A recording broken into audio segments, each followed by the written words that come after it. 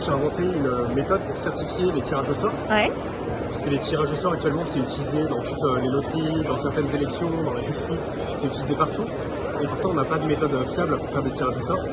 On utilise surtout des boules qui vont être truquées par le poids, par la couleur, on peut omettre des boules du panier avant de procéder au tirage. Ou alors par des logiciels qui sont opaques. Et moi ce que j'ai fait c'est que j'utilise la blockchain, c'est un ordinateur mondial transparent où chacun peut voir ce qui se passe. Ok. Ce qui fait que mon tirage est totalement transparent. Donc concrètement, comment ça se passe? Si Elon Musk veut utiliser mon logiciel pour faire un tirage au sort, Ouais.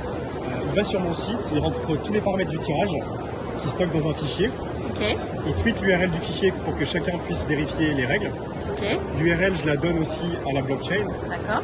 qui génère un nombre aléatoire et qui lui associe un nombre aléatoire. Et ensuite, chacun des participants peut aller regarder le nombre aléatoire qui a été généré pour l'URL de son tirage. Et donc peut vérifier la liste des gagnants sans passer par moi ni par l'organisateur. D'accord. Donc par exemple, si je vous dis que le gagnant c'est Monsieur Martin, tous les participants vont pouvoir aller voir dans la blockchain et vérifier que c'est bien Monsieur Martin le gagnant. D'accord. Et donc finalement ça remplace les huissiers de justice, parce qu'un huissier c'est une valeur légale, mais ça ne fournit pas de preuve. Et moi je suis en mesure de fournir une preuve, grâce à la transparence de la blockchain. Ok. Et même si on s'y connaît pas en blockchain? Et même si on ne s'y connaît pas en blockchain, très facilement, je peux vous montrer très facilement.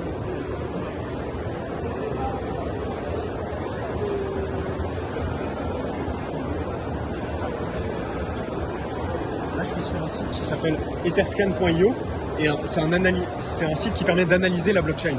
Donc là-dessus, tu rentres juste l'URL de mon programme et il te sort le code associé avec une certification que le code est vérifié, que c'est vraiment le code à la ligne près. Ok. Donc en 2 clics, n'importe qui, même si tu t'y connais pas en informatique, tu peux accéder au code. Ok.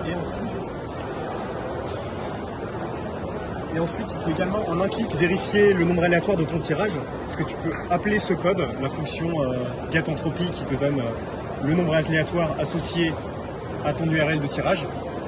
Et donc en 2-3 clics, n'importe qui rentre l'URL de tirage et il a le nombre aléatoire associé. Ok. Et c'est comme ça que ça fonctionne.